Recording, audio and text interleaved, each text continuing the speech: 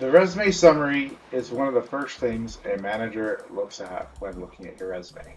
It's your opportunity to display your personality and stand out from the crowd. And in this video, I'm going to cover the general structure for a resume as well as provide some examples. Let's get to it. Hey, this is Michael with Michael's Business English. For those of you who don't know me, my name is Michael Rincon. I'm a former six-figure data analyst and ESL instructor and career coach. If you're new here, we talk about business English, communications, and career development. So if you're into that, make sure you like and subscribe. And all the links that we mentioned in this video, you'll find in the description box below. Hey guys, so this is actually part two of my resume summary examples. If you saw my earlier video, I talked about how this video turned out to be extremely long, so I decided to cut it down into two sections. Now this video is actually going to cover three examples that I found. I've actually paid for this on Fiverr for resume templates that I could use. That they're okay. I give feedback on them. I also go through my resume and my CV, my summaries that I use. I'll show you what I use them for, how I use them, why I did. So if you're looking for actual examples, stay tuned to see some examples. Now, before I sign off this video, I actually want to go through some additional summary examples that I found. I got these are actual resume templates I purchased from a site called Fiverr. So take them with a grain of salt. I'm going to go through them and give you my opinion. So the first one here, this is for an inbound marketing intern. This is great if you don't have a lot of experience. And he calls the summary the about me. I don't like that, but you could leave it there if you want. But it basically goes, hardworking, high-achieving student seeking social media or digital marketing internship, learns quickly and works well in fast-paced, ever-changing environments. Now that's okay. That's decent. It's first person implied. It talks about the adjectives. It talks about who he is, what he wants, what he's looking for, and what he's trying to do. I would try to be a little bit more specific. I would add a couple sentences talking about the actual industry, not just saying social media, but make sure you know the industry you're looking for, the type of company. Is it a big company or is it a startup? Is it going to be a company like, is it in a certain, again, going back to the industries, like you want to work for a company that has a lot of customers, you want to work for a company that's brand new, do you want to look for a company, the more details you can provide, the better. So it's not bad. That's a good example to start out with. Always good to add some more. So the second example I have here is called the content production specialist. And here's interesting what he has. He has his profile as bullet points as opposed to a paragraph form. That's perfectly fine. You can do that if you want. So let's see what he has here. He has proven history of generating significant new revenue through content marketing. So that's kind of rolls off the tongue funky. That's not a good sign. Experience in print, web, video, and multimedia production. Adept at thriving in fast-paced environments and adhering to tight deadlines. Recognized by coworkers, managers for creativity and exceptional work ethic. Okay, decent, not bad. I would like to see more details. So he said proven history of generating significant new revenue through content marketing. Like what examples? This is a good opportunity to put metrics in there, right? So if you have achievements, if you're familiar with my magic formula that I talked about in some of the other videos, it's important to talk about like quantitatively. So for example, if he has a history of generating revenue, like what does that look like? How did that increase? Did he increase? How did he increase revenue? What else is there? So experience in print, video, and multimedia production. I would actually put the company names or the industries if possible as well. So like, because the print, web, and multimedia production that you might do in one industry might be different in another.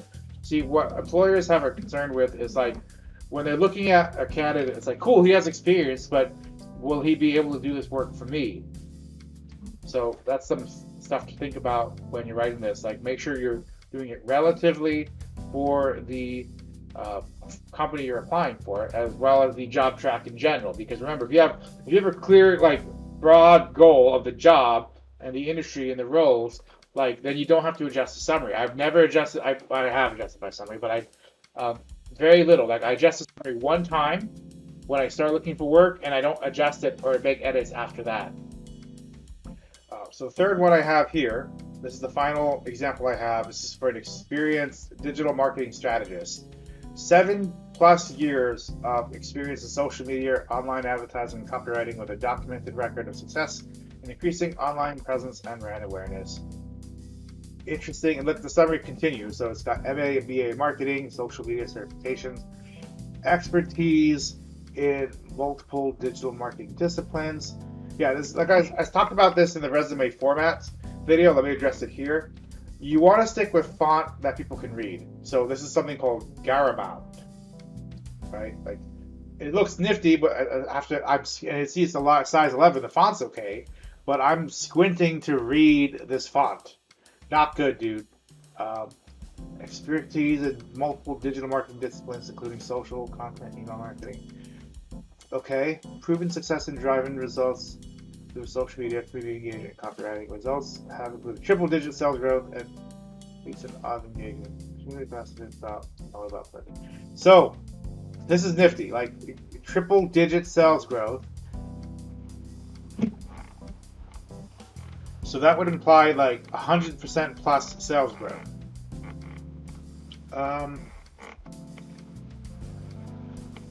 I personally would stick with a paragraph form for this person. I know that she likes to do bullets. I prefer my paragraph format. That's a personal preference. I think, especially because you already have your areas of expertise, which this is a core competency section, right? Like content marketing, web analytics. So I would like to see this in the summary as well. I would like to see like conversion optimization. Like that's something she should have sprinkled in, like including handled conversion optimization.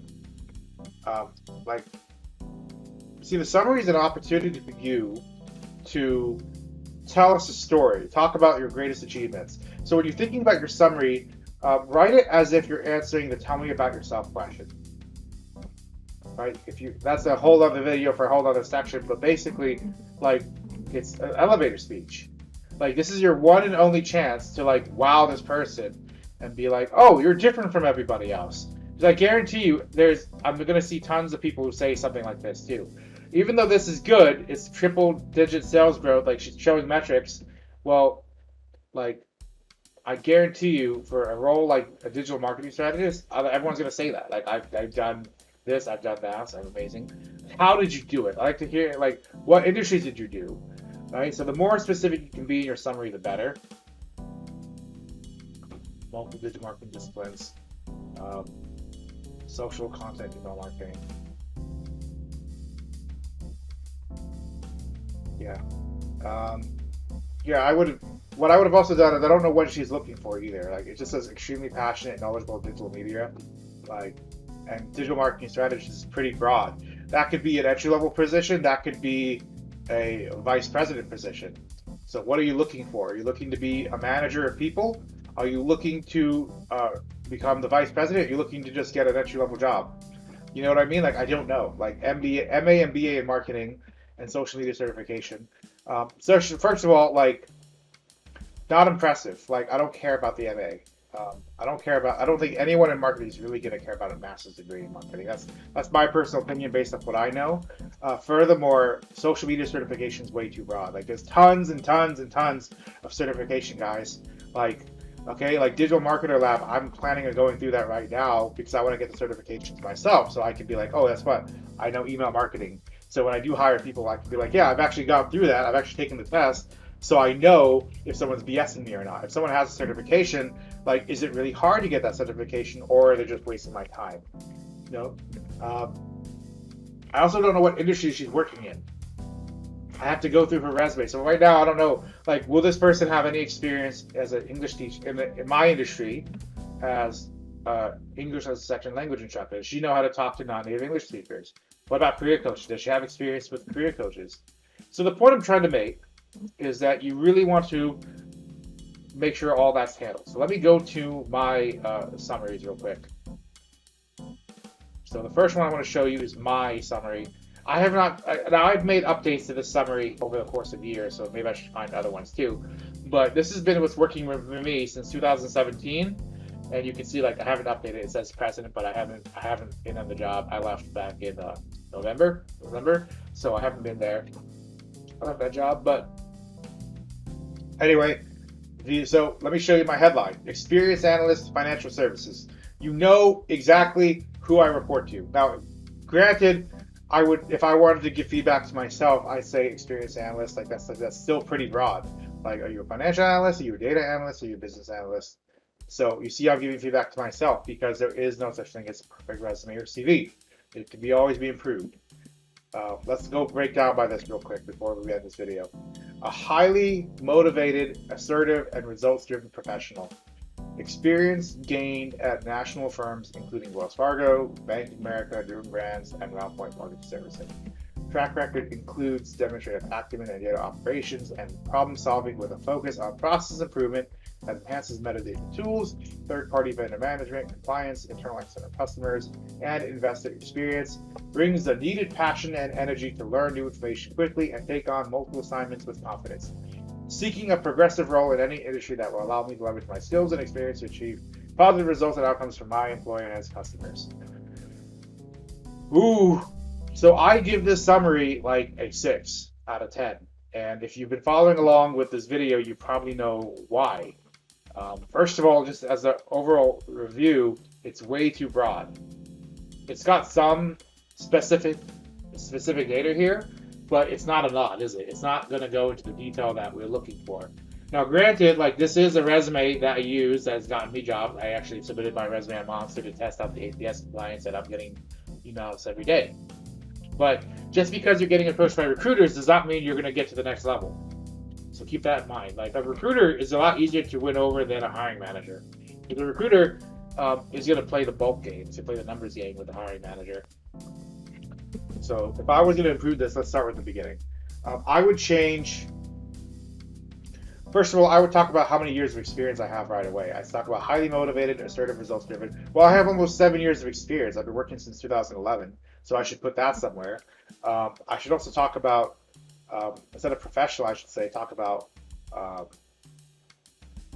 what exactly I did as an analyst, which was metadata, which was data domain.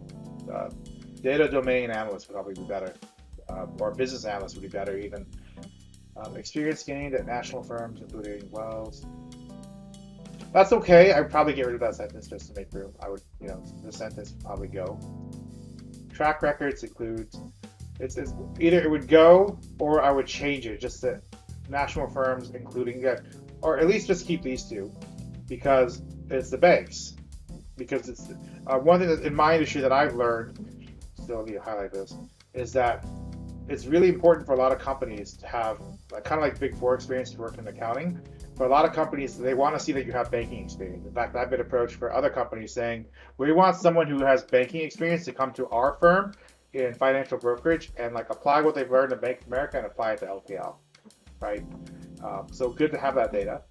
Track record includes demonstrated acumen in data operations and problem solving with a focus on process improvement. This is already a run-on sentence, way too long. And I know so I would cut this in half. First of all, I make this 2 sentences. And I also,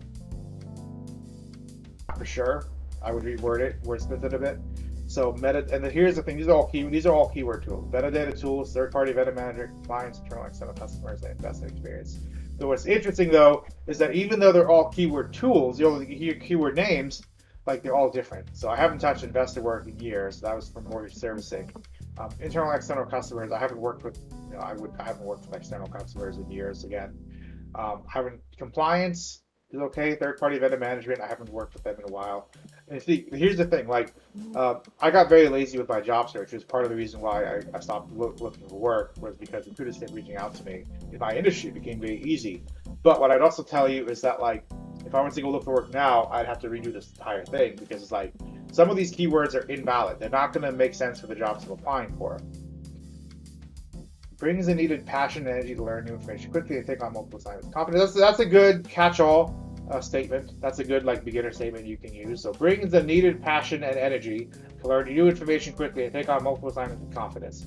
I could probably have taken that out just to save space. Probably don't need it, but I kept that in there. That's probably one of the first. That's probably from my very first resume because I don't have a lot of experience, so I talk about my soft skills instead.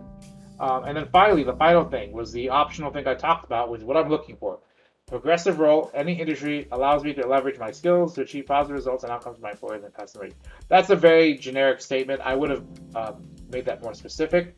Talk about I'm looking for contract work, I'm looking for consulting work, I'm looking for short-term projects, long-term projects, whatever. But let me show you one more thing. Let me show my CV. So here's my headline for my teaching English CV. Experienced American professional educator and consultant with bachelor's degree in communications and U.S. passport available immediately. I literally got that word for word from my coach for teaching English. And the reason that's so powerful is that it's what is consistently an issue with a lot of teachers in the ESL industry, is that they don't want to come. They say they're going to take the job, they say they're interested in the job, and then the moment they get the job offer, like, oh, you know what, I changed my mind, I'm too scared. So available immediately lets people know, like, I'm ready to go right now. And the U.S. passports also to let them know, and the bachelor's degrees to let them know that I'm actually qualified to work, because a lot of people are not actually legally allowed to work overseas teaching English.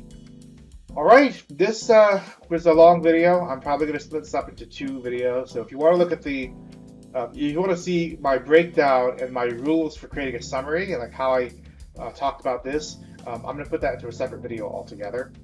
If you just want to look at summary examples, like, you got to see some examples here. But anyway, here's a question for this video. Like, let me know, what do you think you need to do with your summary? What updates are you going to do for your summary?